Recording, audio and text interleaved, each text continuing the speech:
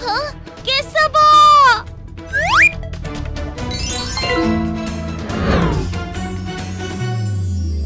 जहा हो ठीक समय रे आसी गलो बोले मु आज बंची गली। मो सांग विपदरे पड़ी मते डाकिबो आ मु केमिते आसीबिनी जे? बलराम तोर किछि हेइनी तो? नाई नाई मोर किछि हेइनी। जहा साथी रे जग्गा अछि तार बा कोन हबो?